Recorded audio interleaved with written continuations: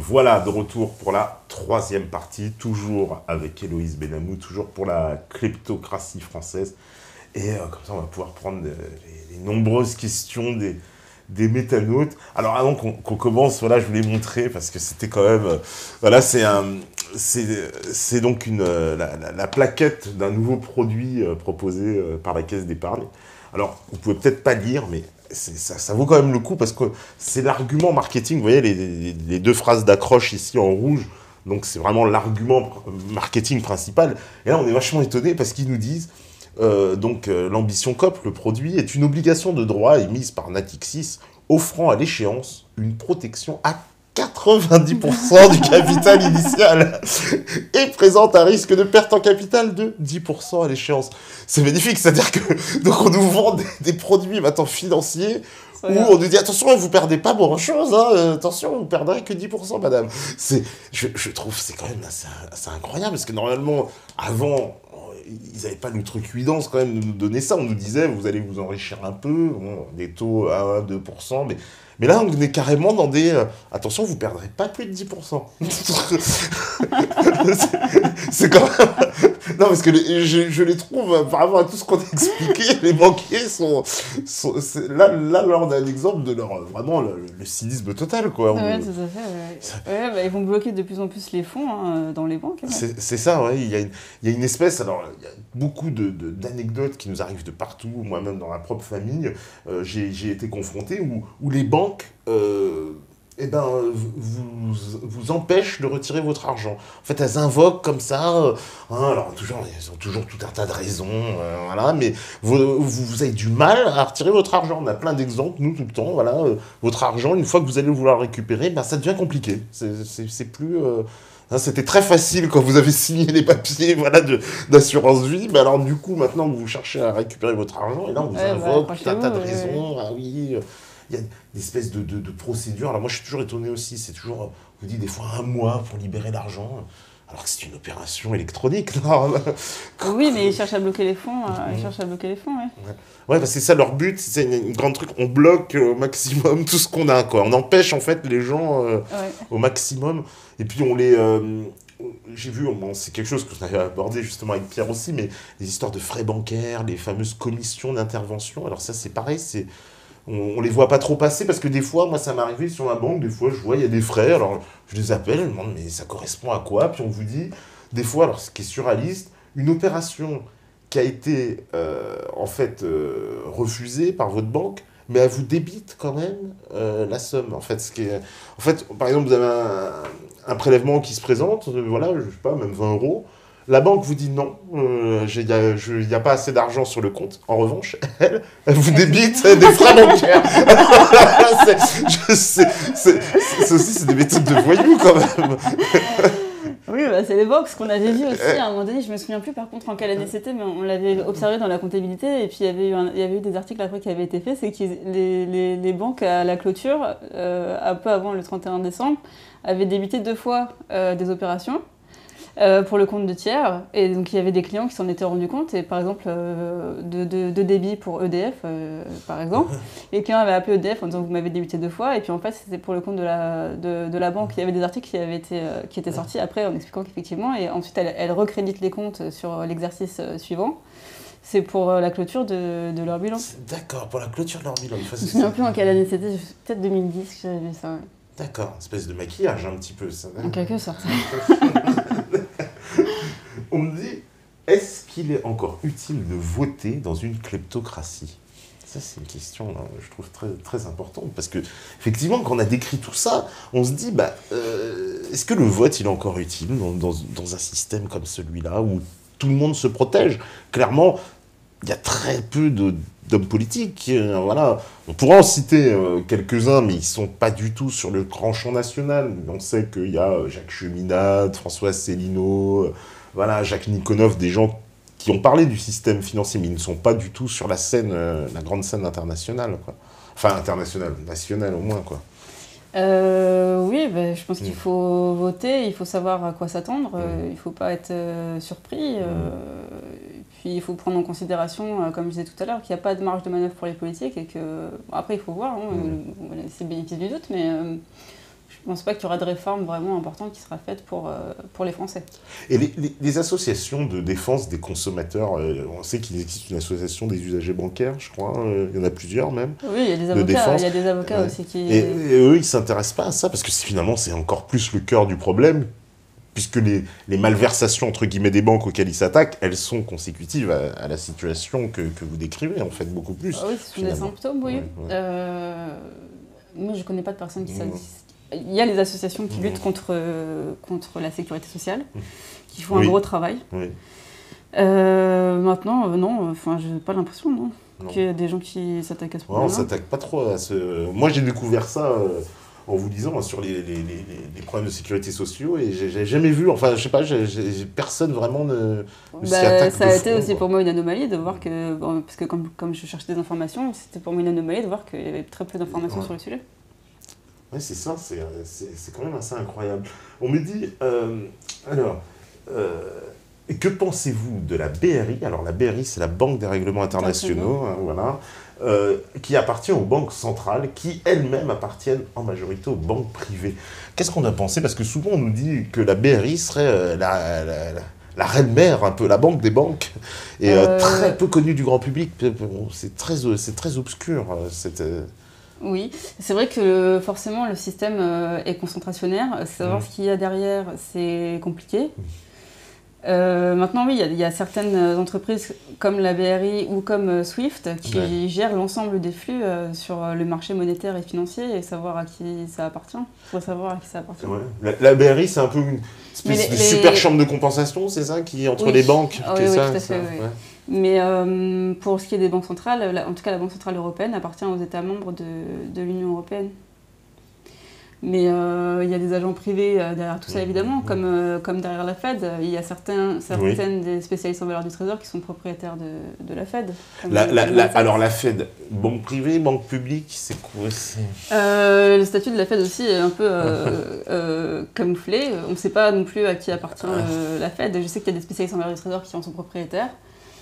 Mais on verra aussi ce qui va se passer avec Trump, parce qu'il parlait de reprendre le contrôle de la... Oui, il en a beaucoup parlé cette semaine, qu'il disait qu'il allait reprendre le contrôle de la Fed. Donc, effectivement, ça ce serait une réforme structurelle, il faudrait voir si ça sera fait ou pas. Oui, parce que la Fed, donc la Federal Reserve, un peu la tête voilà, de pont de l'Empire américain, enfin l'Empire financier. C'est eux qui font un peu la pluie et le beau temps sur tous les marchés, non? Parce qu'ils ont un rôle absolument phénoménal, cette Fed, puisque c'est eux qui décident de ce qui va être donné à la dette américaine, c'est ça? Oui, et puis tout est indexé sur le dollar. Sur le dollar, voilà, c'est ça. C'est de là d'où vient l'importance de la Fed, oui. Ouais. Et qui ont un pouvoir donc démesuré un peu sur l'économie mondiale, puisque toutes les monnaies sont indexées sur le dollar, Oui, bien sûr. On vit un peu à son rythme, quoi, en gros. Quoi. Oui, bien sûr. C'est pour ça qu'il va falloir... Parce que donc, du coup, l'élection de Trump aura des conséquences aussi, parce que la Banque centrale européenne n'avait pas prévu de rehausser ses taux tout de suite. Et comme je vous ai dit, pour les institutionnels, ça aura des conséquences très lourdes. Très, très lourdes. Ouais. Très lourdes, oui. Quand les taux sont élevés, le coût à payer par les travailleurs, que ce soit pour la dette sociale ou la dette fiscale, c'est des montants considérables.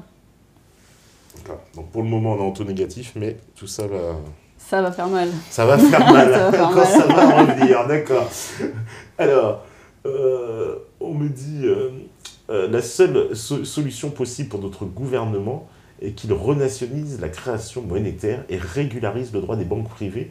Serait-il de quitter l'Union européenne? Est-ce que c'est vrai on peut faire ça sans quitter l'Union européenne? Parce que d'un point de vue juridique, comme on est lié par ces traités européens, est-ce que pour reprendre notre pouvoir régalien, c'est ce que invoquent d'ailleurs beaucoup des gens que j'ai cités, qui disent de toute façon, pour reprendre ce système en main, il faut sortir de l'Union européenne. L'Union européenne nous enferme dans ce système, encore plus. Oui, ça plonge les États dans l'immobilisme totalement, entre l'euro et puis la politique qui est menée, qui est décentralisée, oui. Et donc, c'est contre la souveraineté et contre les peuples, oui.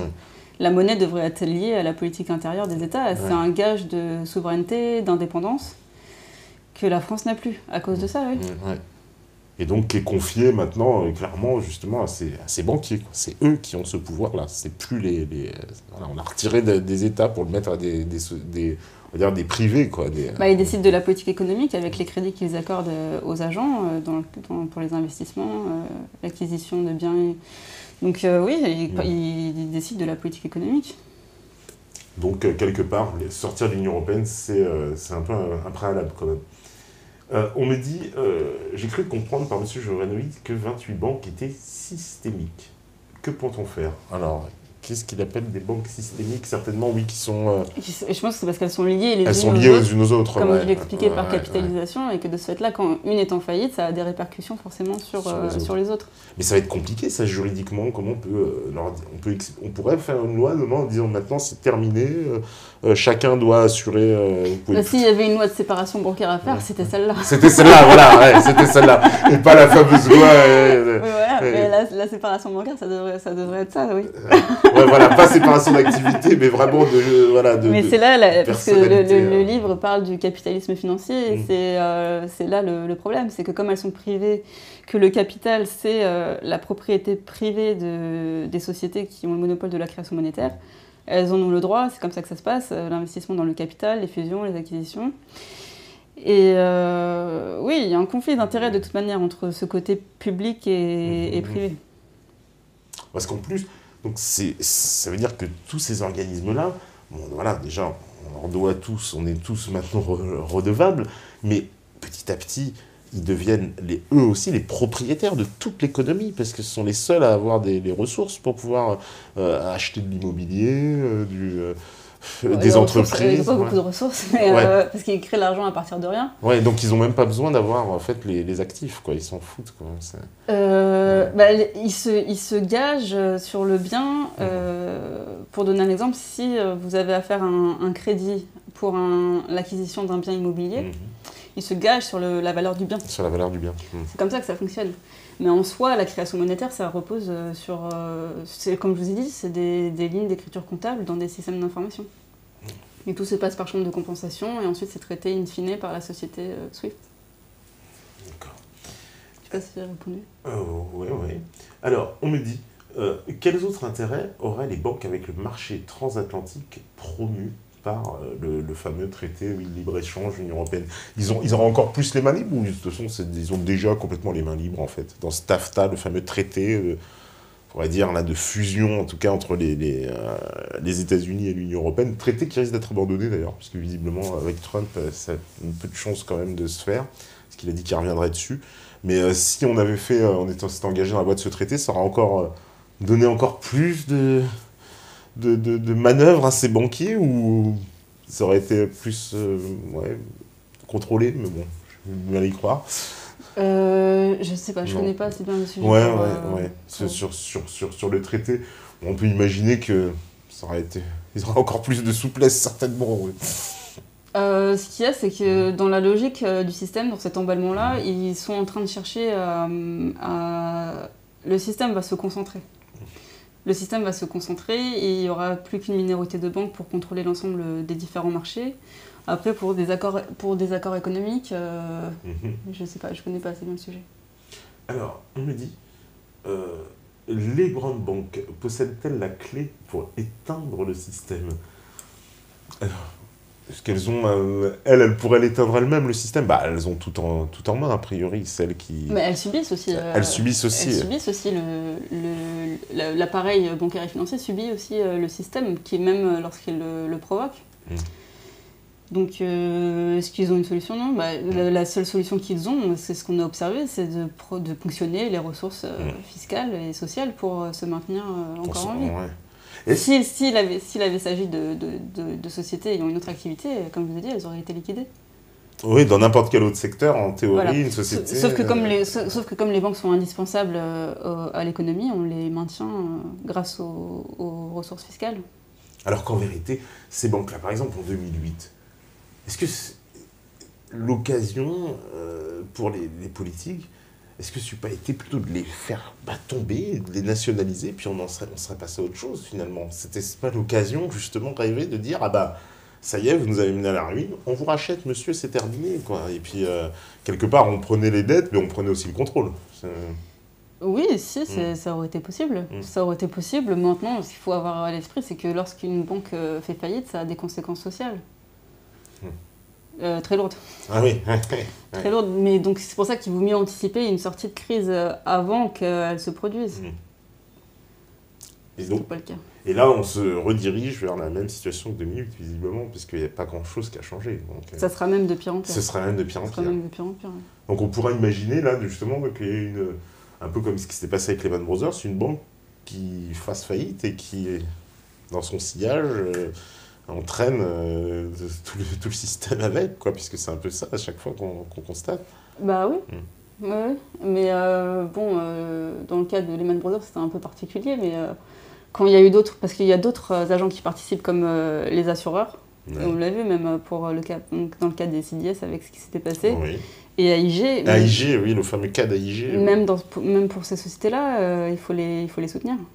AIG, donc pour rappeler, c'est l'un des plus gros assureurs mondiaux, hein, c'est ça? Oui, voilà. Et qui avait commercialisé les CDS. Les CDS, voilà. Puis, quand il avait fallu faire fonctionner l'assurance, il avait fallu les renflouer aussi. Et il y avait il y a des milliards de dollars qui avaient été donnés aux banques. Voilà. Donc, qui avaient participé à la fraude de la crise des subprimes. Les subprimes, même ça, c'est une maison de fous quand même. Donc l'AIG, donc, qui revendait donc, des produits d'assurance CDS, donc des produits sur le... On va dire, vous misez un peu sur le risque. Bien sûr, sur le risque. Voilà, on mise sur le risque. Avec donc la faillite de Lehman Brothers, en fait, on s'est retrouvé avec devoir rembourser en fait tous ceux qui avaient investi sur ce risque. Voilà. Et donc on se retrouve ruiné lui-même, et si on lui donne pas son argent, en fait on ruine tout le monde. C'est un peu ça. Quoi. Voilà. Alors que c'était des banques qui avaient été à l'origine de la crise des subprimes. Ouais. Parce que à tel point que j'ai vu que même dans le budget américain maintenant, il y a une espèce de colonne spéciale pour cette période-là, de ce renflouement forme une dette à lui tout seul, qu'on se sépare même de la dette fédérale et tout. La dette, j'ai vu la dette qui date de cette époque-là où on a dépensé apparemment des sommes vertigineuses pour pouvoir garder le système en place. Je veux dire, les États-Unis... Dès janvier 2008, il y avait une aide qui avait été décidée par le plan Paulson de 180 milliards. Voilà, c'est ça. Bien avant la faillite. Bien avant la faillite. Voilà, Paulson, on a vu effectivement tous les secrétaires du Trésor tous se succéder et proposer des plans comme ça. Alors en plus, les États-Unis, chaque fin d'année, on a le droit au petit théâtre de signature du budget qui tourne mal parce que on appelle ça maintenant, d'ailleurs, j'ai vu ça, le nom, son nom de novlangue, on appelle ça la falaise budgétaire. Oui. C'est tellement... on parle plus de budget, on parle de falaise, tellement... c'est des sommes indécentes qu'on ne pourra jamais rembourser. Parce que clairement, cette dette, elle est remboursable. Par défaut, elle est remboursable. Elle est remboursable, oui. C'est pour ça qu'il faudra un audit pour savoir si elle est légitime ou pas. Ouais. Parce qu'il peut y avoir beaucoup de choses dedans. Voilà, donc... Et c'est le cas en plus pour tous les pays. Donc, parce que, voilà, quand on parle des États-Unis, bon, la dette des États-Unis, ça devient... Je crois qu'il n'y a plus assez de chiffres maintenant, zéro, pour arriver jusqu'au bout. Enfin, ils ne rembourseront jamais, de toute façon, en fait. Et comme ces pays d'Europe là qui sont en crise, j'ai vu que même l'Irlande avait fait des obligations, j'ai vu à 50, 100 ans maintenant, on fait des obligations à 100 ans, c'est possible. Oui. Et puis avant, il y avait des réglementations qui ont été complètement dépassées, maintenant qu'on est à plus de 2000 milliards de dettes, mais bon, ça continue. Oui, parce qu'on a mis des règles qu'on a complètement piétinées, quoi. C'est-à-dire il y avait le pacte de stabilité avant, et puis il a été pulvérisé, mais non, ça continue. Oui, parce qu'il y avait un taux d'endettement, je crois, 60%, c'est ça. Oui, mais c'est la logique, de ce système-là. C'est pour ça que si ça continue, on va aller vers une faillite généralisée, sauf s'il y a des réformes qui se mettent en place. Parce que les conséquences sociales, elles peuvent être donc extrêmement graves, parce qu'on peut imaginer, donc, voilà, une faillite d'établissements bancaires, et enchaîne comme ça a des réactions sur toute la société, en fait, c'est ça. Oui, c'est des entreprises qui font faillite, c'est du chômage de masse, c'est la fin de la sécurité sociale, donc la fin de la paix sociale, et des crises... Une crise terrible, quoi. Ouais. Donc on peut même se diriger, soyons clairs, vers, ce qui est déjà un peu le cas, mais un totalitarisme, un État... C'est déjà le cas c'est avec déjà le cas, l'Europe. ouais, C'est déjà le cas avec l'Europe. Et là, encore plus, on pourrait encore serrer la vis, quoi, avec c'est une situation de crise, quoi. Ça pourrait être vraiment dégénéré, quoi. Oui, bah, c'est ce qui est arrivé dans les pays du sud de l'Europe. Ouais. C'est effectivement pas très encourageant. On me dit, que pensez-vous comment dire, voilà. Pourquoi ne pas créer une monnaie d'État gratuite indexée sur la valeur qu'on lui donne puisque les banques l'inventent? Pourquoi l'État ne se substitue pas aux banques? C'est vrai que ça paraît plus...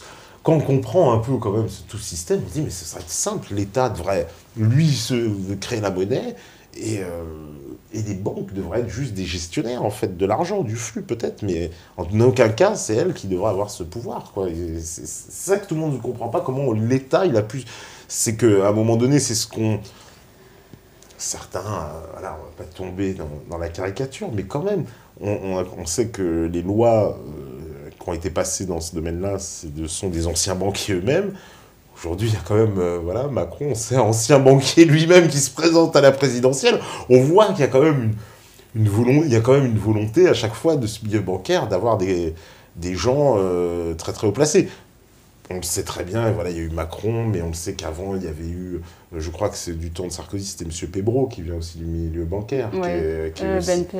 Voilà, BNP, qui a été très très influent. On le sait que Valéry Giscard d'Estaing, lui aussi, venait du milieu bancaire, Pompidou aussi, Jacques Attali, qui était conseiller de Mitterrand. Enfin, il y a toujours eu ce milieu. Oui, il y a des liens très étroits, oui. Et c'est ça, c'est que les banques considèrent les États comme des filiales. Comme des filiales, oui. Ouais.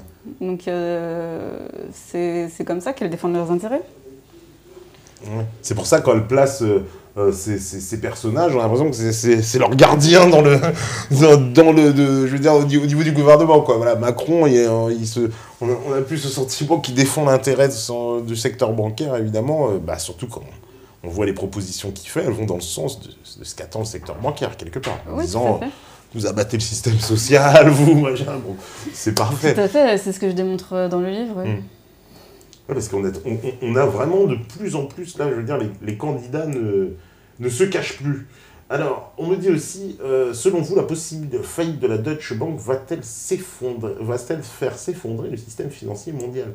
Il alors, des nouvelles un peu, parce que cette Deutsche Bank, pour dire, donc ils ont des dettes, je crois que c'est des dizaines de milliards, c'est ça, ils ont des dettes absolument incroyables qui ont beaucoup de mal à régler, visiblement. Oui, et Angela Merkel n'était pas pour soutenir la banque, mais je pense qu'elle n'aura pas le choix. Elle n'aura pas le choix. Si la banque fait faillite, ça aura des répercussions sur l'ensemble du système bancaire.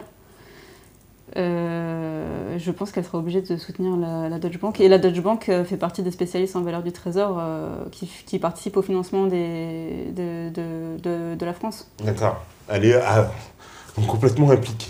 Ah oui. C'est pour ça qu'ils soutiennent toujours les banques.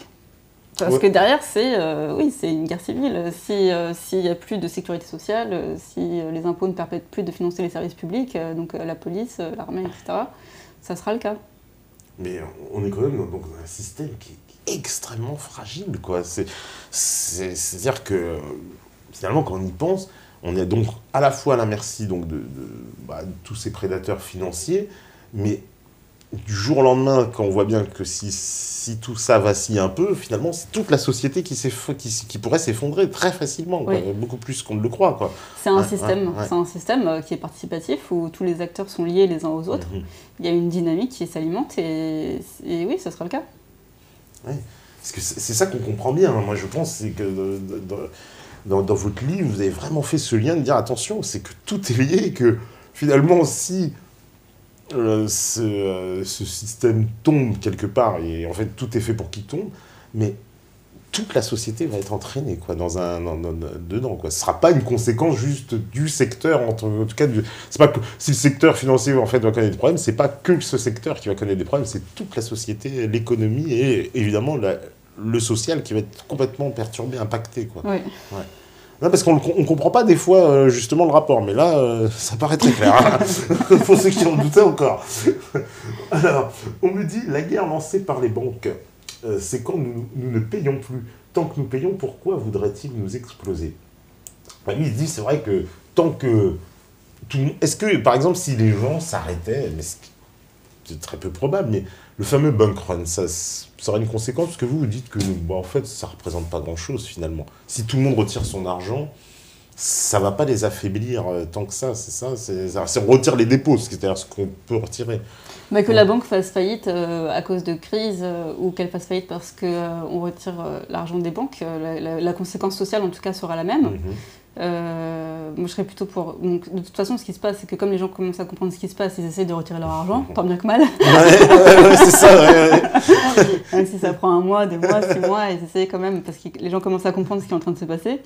Donc on voit bien aussi que les banques sont en train de tout faire pour l'empêcher. Ouais, tout à fait. Ouais. Ah bah, le banquier, il est au taquet. Il vous dit attendez, il y a de l'ambition COP. Là. Voilà, et ils ne se laisseront pas faire non plus comme ça si les gens retirent. En plus, je pense que les gens retirent leur argent de manière organisée, ça me semble peu probable. Et non, ça aura les mêmes conséquences au niveau social. Il faudrait quoi d'ailleurs? C'est placer ça dans une banque mutuelle. Et aussi, il faut comprendre que les banques n'ont pas beaucoup de liquidités. Hein. Ouais. Et il y a une différence entre les actifs et les liquidités qui peuvent être retirées. Ouais. Et moi, je suis plus pour une réforme du système. Plus une réforme du système, oui. Alors, on me dit aussi, est-ce que vous connaissiez Étienne Chouard? Oui, parce qu'il a des propositions à ce sujet. Non, ça vous dit quelque chose? Non, voilà, il a pas mal de propositions. On me dit... Allez, je vais reprendre les questions un peu avant. Pourriez-vous nous dire du système... Ah, voilà. Que pouvez-vous nous dire du système de création monétaire actuel et avez-vous déjà pensé à des alternatives en matière de création monétaire? Est-ce qu'il y aurait une alternative, justement? Alors, la banque publique, c'est ce que tout le monde pense, mais est-ce qu'il y a une autre alternative, peut-être, non, pour assainir, en tout cas, ce système, pour le rendre vraiment plus viable?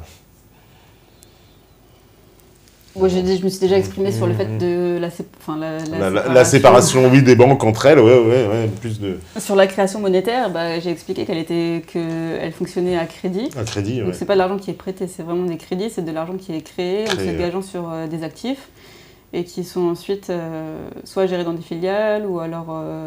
il y a une partie donc, pour prendre les choses dans le bon sens. Donc c'est de la création à partir de rien.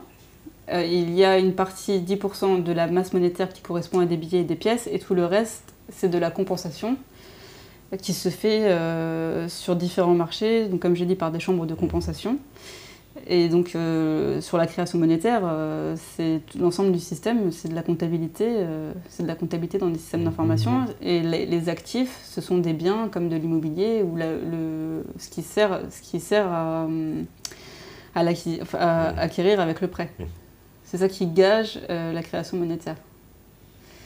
Après, sur des systèmes de monnaie alternatifs, il y a des choses qui sont en train d'être pensées, comme des monnaies locales. Oui, il y a beaucoup d'alternatives comme ça, mais ça ne changerait pas grand-chose. Je pense que même au niveau du système, ils ont déjà des technologies qui permettraient d'évoluer vers autre chose, qu'il n'y aura plus de monnaie comme on la connaît maintenant, et que c'est en préparation.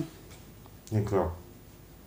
On peut évoluer vers ce que beaucoup craignent, justement, une monnaie complètement électronique. Et plus oui. Tout. Ouais. Oui. Ouais. Et qu'on fasse elle est déjà là à 90%. Avec les cartes bancaires, c'est déjà... Les cartes bancaires, les virements. Et les virements. Donc ça voudrait dire que, quelque part, si la monnaie fiduciaire disparaît complètement, ça ne posera aucun problème, quoi. C'est pas... Enfin... Ça représente plus grand-chose. Ça représente plus grand-chose, voilà. Ça représente plus grand-chose. Ça devient de moins en moins accessible si vous allez dans votre banque, vous essayez de retirer de l'argent. Oui, moi je pense que c'est en préparation. C'est en préparation, ouais. Donc on pourrait imaginer ça justement comme conséquence de la prochaine grande crise bancaire, de dire on va passer à la monnaie électronique pour tous. Oui. D'accord. C'est très peu encourageant, parce que ce ne sera pas de plus vers le totalitarisme. Alors, on me dit... pensez-vous que le dollar restera la devise de transaction internationale? Est-ce qu'il peut être... Oui, voilà, sa suprématie, elle peut être contestée au dollar? Ça pourrait un jour? C'est arrivé. C'est arrivé, ouais. C'est arrivé qu'elle le soit parce qu'il y a des pays comme la Libye ou l'Irak qui avaient prévu de mettre en place des monnaies indexées sur l'or et revenir à un état noir. Bon, c'est ce qui s'est passé. Oui, il paraît qu'il ne faut pas trop le dire que vous voulez abandonner le dollar. Hein. Voilà. On ne conseille pas au chef d'État d'en faire la publicité, ça finit très très mal. S'il y a des États qui arrivent à le faire, oui, ça serait une menace. Ça serait une menace pour le dollar, et ça, je ne pense pas que ça arrivera demain. Oui, parce que clairement, la dette américaine, elle vit de ses transactions en dollars, et tout le monde a besoin de dollars pour acheter le pétrole, donc du coup... C'est la monnaie de référence. C'est la monnaie de référence, donc du coup, elle peut... émettre comme au Monopoly, il y aura toujours des gens pour en acheter, quoi. En fait. Oui, c'est ce qu'elle fait. Oui. Alors, on me dit, d'après Pierre Jovanovic, même le Vatican était déconnecté de SWIFT afin de faire démissionner Benoît XVI. Confirmez-vous l'information?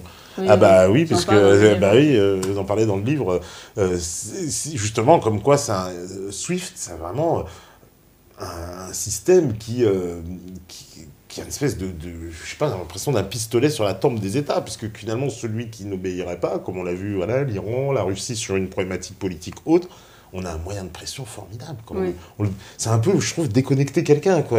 Parce que on pourrait dire que c'est presque le sang, cet argent de l'économie, et là, on vous coupe le robinet, quoi. Voilà, il n'y a plus rien qui arrive, plus rien qui sort, quoi. C'est ça, c'est une arme de guerre diplomatique qui est très, très puissante. Et les États-Unis, comme j'expliquais, s'en servent pour espionner, pour faire de l'espionnage. Pour faire de l'espionnage, oui, en plus, oui. Sous prétexte de lutter contre le terrorisme. Parce que c'est ça, c'est au nom du terrorisme. On dit, on veut savoir toutes les infos au nom du terrorisme. Donc ils le faisaient au départ de manière illégale, et puis quand ça s'est su, ils ont fait passer un accord au Parlement, donc maintenant ils le font. Et puis, quand il y a des conflits, ils déconnectent.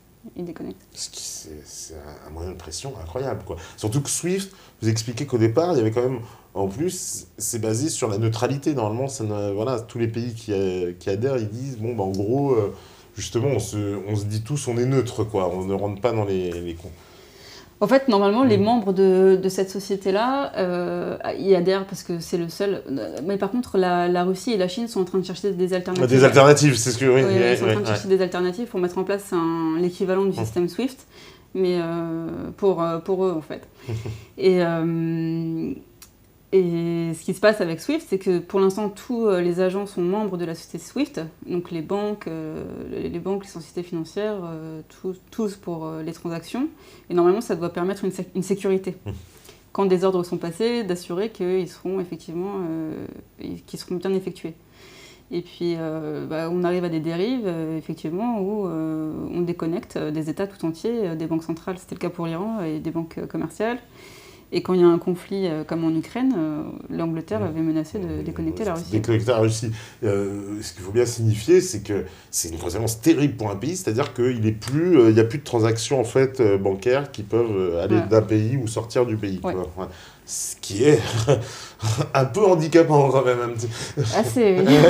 Parce que c'est ce qu'ils avaient fait aussi, on avait appris au moment de la crise en Côte d'Ivoire, où on avait... pareil, de la même façon, alors ce n'est pas via le système SWIFT, mais via le système de la Banque centrale des États de l'Afrique de l'Ouest, la BCEAO, qui, pareil, avait coupé la Côte d'Ivoire, en fait, l'avait exclu en fait, du franc CFA, quoi. En fait, en plus, une décision complètement illégale, puisque on ne peut pas exclure un membre sans son accord, en fait, puisqu'il faut une décision à l'unanimité. Donc, tous les juristes ont dit que c'était... on arrive à des dérives, oui. Voilà, dérive totale. Et apparemment, le président Gbagbo avait réuni donc, une équipe de hackers qui avait réussi à remettre le système en route. Ah ouais, pour dire qu'ils n'étaient pas super à la BCAO, ils avaient coupé les robinets, mais bon, ils n'étaient pas. Il avait réussi à remettre le système en route avec des hackers. Encore plus, quand on comprend que ce sont des systèmes d'information, c'est très, très dangereux. Oui, en plus. Donc, parce que n'importe qui, en plus, pourra pénétrer ces systèmes-là, parce que c'est quand même des informations incroyables, de toutes les transactions du monde qui passent par le même système. Quoi. C'est-à-dire, moi, quand je fais mon virement n'importe où, là, il y a SWIFT qui est au courant. Il traite des milliers de milliards d'euros. Ouais. Donc, en théorie, d'ailleurs, on retrouve... Ça voudrait dire, d'ailleurs, parce que j'ai vu qu'on nous avait posé la question du blanchiment d'argent, ça voudrait dire qu'en théorie, tout le blanchiment qui concerne la criminalité, on sait, la drogue avec des sommes. Transite par le système. Transite par SWIFT. Donc on pourrait retrouver les sommes, en fait. S'il y a des volontés politiques, oui. Même les chambres de compensation qui stockent les ordres, oui. Oui, donc tout est traçable, quoi. Donc quand ils nous font chaque année, là, on a le droit quand même à j'ai envie de dire, des espèces de rodomontades comme ça sur les paradis fiscaux. Ah, on va les combattre. C'est des paroles dans le vent, ça. Parce qu'en fait, on a tout pour les combattre. On pourrait tout faire du jour au lendemain. En fait. Avec les systèmes d'information, les chaînes de compensation et SWIFT, oui. Ouais. Donc, et puis il y a des banques qui ont été impliquées, hein, comme HSBC, dans le blanchiment pour des cartels de la drogue au Mexique, en Colombie. Ouais. Oui, parce qu'en plus, on sait que ces cartels de la drogue, c'est des sommes considérables. Ça passe pas inaperçu, quoi. Il n'y a pas que la drogue, hein, c'est les trafics... toute la criminalité internationale. La drogue, les armes... Le trafic de personnes aussi. Le terrorisme, en fait, aussi. Le terrorisme, parce qu'on nous dit... j'ai l'impression que personne ne s'intéresse vraiment au financement, alors que c'est là que ça devrait commencer. C'est qui paye pour tout ça, parce qu'il y a bien quelqu'un qui paye, ça, on ne fera pas croire que c'est gratuit. Oui, évidemment, oui. Donc on pourrait tracer tout ça, retrouver... Après, ce qui s'est avéré aussi, parce qu'il y a une affaire qui était très intéressante, c'était l'affaire de Clearstream, oui. Qui était une chambre de compensation. Alors c'était... Et il s'est avéré qu'ils supprimaient. Ils supprimaient des informations dans leur système pour empêcher la traçabilité. Et ce qui était ressorti, en tout cas de cette affaire-là, c'était une affaire politique entre Dominique de Villepin et Nicolas Sarkozy. Oui, tout à fait. On s'est rendu compte aussi qu'il y avait la famille Ben Laden qui avait des comptes ouverts là-bas. Donc tout est très lié. Hein. Très lié. Oui, parce qu'il y a une autre affaire aussi qui a bouleversé le Luxembourg, c'est les LuxLeaks. C'était pareil aussi, c'était un peu... des infos qui étaient données, etc., dans des chambres de compensation, je crois. Et puis, je crois que même Juncker, donc actuel président de la Commission, ancien Premier ministre, a impliqué apparemment dans cette affaire-là. Je ne sais pas si vous le connaissez, non? Les LuxLeaks, ça s'appelle. Oui, et puis il y a eu aussi l'affaire des Panama Papers. Les Panama Papers, oui, tout à fait. Mais tout ça, ce sont des symptômes, mais si on voulait vraiment savoir ce qui se passait, et dans toutes les affaires de grande délinquance internationale, si on voulait vraiment savoir ce qui se passait, il faudrait aller voir effectivement dans les chambres de compensation. Oui, parce que là, on verrait tout. On voit tout, toutes les transactions, d'où vient l'argent, d'où il va. Ouais, d'accord. Déjà, c'est vrai que... Donc, il y a une hypocrisie totale quand on nous dit « Oh, on peut pas tracer et tout. On peut pas savoir d'où vient l'argent. » Si, on peut parfaitement savoir d'où vient l'argent. Tout est tracé. Tout est tracé. Ouais, et puis en plus, en fait, l'informatisation, puisque d'ailleurs, c'est aussi un élément que vous expliquez que l'informatique qui permet tout ça, que sans informatique, on ne pourrait pas arriver à ce système. C'est l'informatique qui a permis d'arriver au système dans lequel on est. Mais l'informatique permet aussi de tout retracer. Elle laisse toujours une trace, l'informatique. Et même la comptabilité est très bien faite. La comptabilité est très bien faite et ça permet de savoir qui est créancier, qui est débiteur, les flux vont dans quel sens aussi. Et si on voulait savoir, on pourrait savoir. Ah oui, d'ailleurs, c'est ce que vous expliquez aussi, que vous, en tant que comptable, vous savez lire un bilan comptable. Et donc, du coup, c'est pour ça que vous avez relevé pas mal de choses, je crois, dans le bilan de la Société Générale, à un moment où vous expliquez que vous êtes étonné que ce n'est pas relevé, alors que vous les voyez, vous comprenez un peu les mouvements financiers, c'est ça? Oui, et puis comment c'est organisé. Ouais. Non, parce que ça, c'est quelque chose qui nous échappe, nous, le KIDA, mais... moi, c'est mon travail, donc je sais comment trouver les informations, comment les traiter. Et vous avez constaté des choses un peu anormales, on pourrait dire. Ouais. Quand on lit un bilan, on sait comment la société est organisée, qui la dirige, les mandats aussi de toutes ces personnes-là, parce qu'elles cumulent souvent les mandats dans différentes sociétés. C'est très important. Et comment s'organisent les flux. Alors, on me dit, les banques en Inde sont fermées, ils changent la monnaie. Vous, au courant, savez-vous ce qui est en train de se passer? Ah, il y a un changement de monnaie en Inde? Ah, je n'étais pas au courant, je ne sais pas si vous... Non, je n'ai pas l'information. D'accord. Moi non plus. Je sais qu'il y a eu un changement de régime en Inde, parce qu'effectivement, il y a eu des élections. Je ne savais pas qu'il y a un changement de monnaie. Alors, on me dit, vaut mieux prendre une banque risquée avec un emprunt immobilier. Pour un emprunt les emprunts immobiliers classiques, d'ailleurs, ils sont plutôt à la baisse, je crois, les taux pour les emprunts immobiliers, c'est ça, non? Là, ils sont très faibles. Très faibles, mais parce qu'en fait, il n'y avait plus personne d'argent, c'est ça? Bon, déjà, il y a les taux de la Banque centrale qui font que la banque peut se rémunérer quand même dessus, même en pratiquant des taux faibles. Mais oui, c'est vrai qu'il n'y a pas beaucoup d'acheteurs. Ouais, les acheteurs se font rares. Donc, mais là, les taux sont très faibles, ouais. Donc c'est le moment, ceux qui ont les moyens. Ceux qui ont les moyens. On me demande si c'est une escroquerie mondiale. Bon, c'était à 21h36, je pense qu'ils ont compris maintenant. Parce qu'on peut dire, c'est ça, c'est tous les pays du monde occidental, industrialisé, mais aussi les pays dits en voie de développement, en fait, puisque de toute façon, ils sont liés aussi. Les banques présentes sur place en Afrique, en Amérique, ce sont les cartels bancaires à part la européens, capitalisation, et il y a aussi le problème de l'endettement. Il y a des rapports qui ont été faits, notamment par un expert indépendant à l'ONU, qui indique que maintenant, le FMI et la Banque mondiale sont devenus des organismes de recouvrement pour le compte de banques privées, qu'on appelle le Club de Londres. D'accord. Ah oui, les fameux clubs. Alors, Club de Paris, Club de Rome, Club de Londres. Ça aussi, vous en parlez, mais c'est obscur. Ça, parce qu'on nous donne des clubs de Londres, mais on ne sait pas trop qui y a dedans, qu'est-ce qu'ils font. Ce sont des banques privées. Ce sont des banques privées. Et donc, oui, elles contrôlent les ressources qu'il y a là-bas. Ils sont dans un processus de surendettement aussi. D'accord. Ils croulent sous les dettes. Donc ces pays-là, c'est presque encore pire. Ils peuvent, genre, pour s'en sortir, c'est impossible quasiment. Quoi. Oui, il y a une volonté politique de les maintenir la tête sous l'eau. Oui, les maintenir la tête sous l'eau, comme ça, c'est une espèce de sous-développement endémique et ils ne font que payer. Oui, et en attendant, les ressources là-bas sont exploitées par des industriels. Des industriels qui, eux, profitent aussi de ça. Et qui font beaucoup d'argent, parce qu'il y a beaucoup de spéculation aussi sur les matières premières. Oui. Ça leur permet de gagner beaucoup d'argent, oui. Oui, parce que les matières premières, on sait que on pense à Pierre, mais avec son livre justement de Blitmaster, qui travaillait dans les matières premières et apparemment qui trafiquait les taux déjà, c'était... Ils font des corners, ils font beaucoup de corners donc ils exploitent les sols et les sous-sols qu'il peut y avoir, les ressources qu'il y a, pour faire des corners et ils stockent... voilà, c'est ça, ils font des espèces de stockage, on fait monter les prix artificiellement et puis on revend... on a vu sur tout un tas de matières premières comme ça, même les matières agricoles aussi, on le fait, et on provoque même des famines apparemment artificielles en fait. Comme il y avait eu, je crois que c'était vers 2008, où il y avait il y a eu des émeutes qu'on appelait les émeutes de la faim. Et le problème c'était ça, c'est qu'on spéculait sur des taux de matières premières qui étaient trop élevés. Ils stockent, ils vendent les contrats, et les contrats s'échangent, et en attendant ils gonflent artificiellement les prix. Les prix, et donc du coup les pays ne peuvent plus payer en fait, acheter des denrées, montent les prix, et puis le kidam moyen qui va acheter sa farine, ou le prix a multiplié par 2, 3, et c'est impossible, quoi. Donc tout ça est lié, c'est ça qui est important, c'est qu'on voit vraiment les liens qui existent partout, nous à la fois dans le système social, mais aussi dans on va dire, l'entrave au développement des pays moins riches qui, eux, ne peuvent pas s'en sortir dans ce système-là, quoi. C'est impossible, quoi.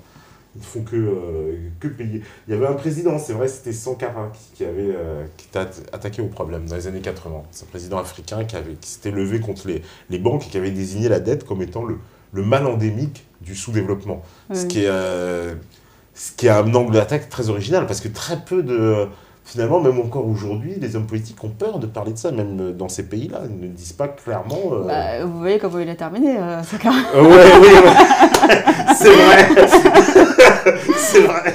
vrai. C'est vrai, le pauvre Sankara. Et je crois qu'en plus, c'était quasiment... je crois que c'était 6 mois ou 8 mois après ce fameux discours. Donc, comme quoi, effectivement, ça termine mal. Alors, allez, je prends les dernières questions. On me dit... pourrions-nous passer au franc euro, comme avait prédit ce génialissime reportage de France 2 sur la sortie de l'euro? Bon, il rigole parce que c'était un reportage évidemment de propagande.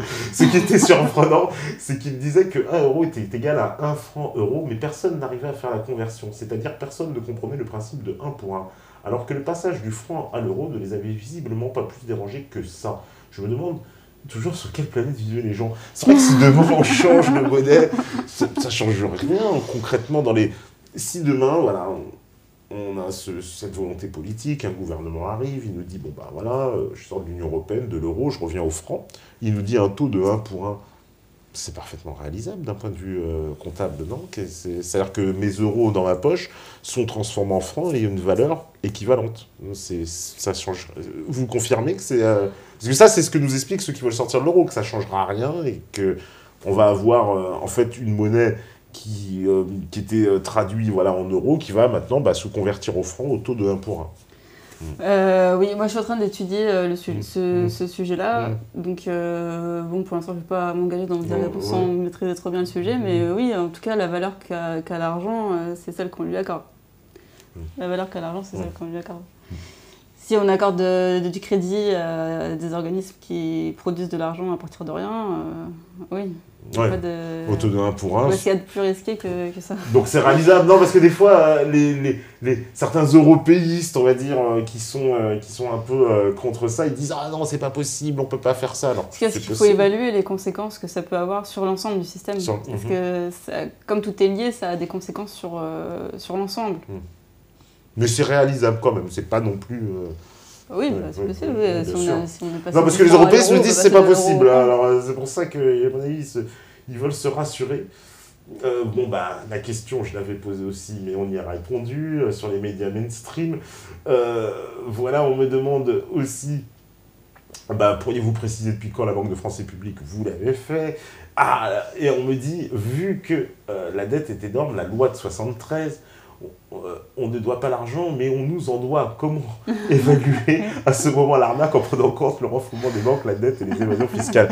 C'est vrai que moi, j'avais entendu la théorie, par exemple, de Gérard Fouché, qui était venu ici. Lui, il dit, une fois qu'on a créé l'argent, normalement, on doit s'il y avait une justice, entre guillemets, dans le système, il dit on devrait redistribuer, en fait, l'argent. Et après, les gens le redépenseraient, mais ça devrait être l'inverse, en fait. Les banques devraient nous donner de l'argent, en fait, quasiment. Et pas l'inverse, en fait, on ne devrait pas payer. C'est elles qui devraient nous payer, quasiment. Oui, sauf que c'est pas ça, parce qu'on considère que les banques fournissent un service et qu'on doit les rétribuer comme ça. Et ça correspond à des dizaines de milliards d'euros. Donc c'est de l'argent qui est ponctionné et qui retourne dans les banques. Donc la logique pour eux est inverse. Oui, voilà, c'est nous qui payons, mais en théorie, ils devraient peut-être nous payer. Alors, on me dit, ne serait-il pas plus favorable à tout le monde de créer un RSI public plutôt que d'enrichir encore des mutuelles privées? Mais est-ce qu'on a besoin d'un RSI? Pourquoi est-ce qu'il y aurait pas... Est-ce que ce serait compliqué d'avoir un seul système, une seule caisse unique, un guichet unique? Il y en a certains qui l'avaient proposé, le fameux guichet unique, pour tout le monde. Est-ce que ce serait possible, ça? Et ça simplifierait pas tout, en fait, quelque part? Alors, donc Emmanuel Macron avait parlé de raccrocher le RSI avec le régime général pour les salariés. Ouais.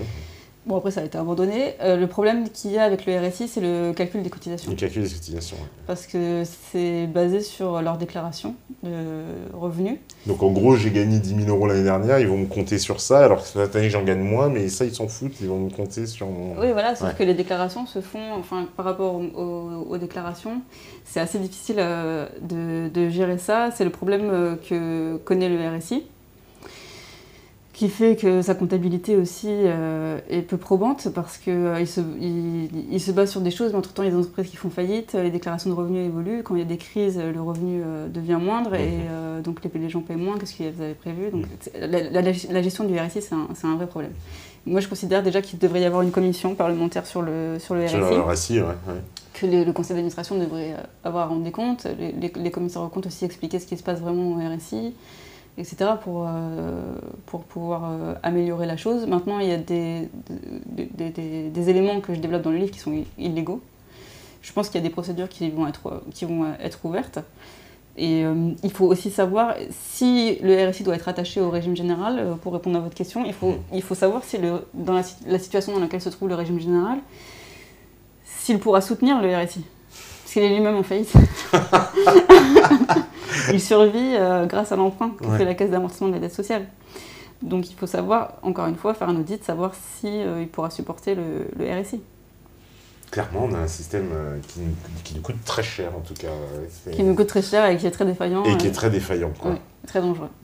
Ça, ce sera la conclusion. Et j'espère que nous avons amené, vous aussi, beaucoup d'éclaircissements, en tout cas sur ce sujet de la dette sociale. Je pense que beaucoup de gens vont découvrir l'étendue du problème. En tout cas, merci beaucoup, Héloïse, d'être venue. Et vraiment, voilà, très très bonne soirée. Je pense que tous ceux qui nous ont suivis aussi ont appris beaucoup de choses. On dit au revoir à la régie, évidemment, au revoir aux modérateurs, au revoir à tous les métanautes. Un petit bonjour à Pierre avec nous dans les studios. C'est comme dans les émissions de rap spéciales dédicaces. Et puis, de toute façon, normalement, on se revoit mercredi. Et puis, vous savez comment on termine ici. Parce que forcément, si vous écoutez ce message, c'est que vous êtes la résistance. Ciao, ciao, ciao.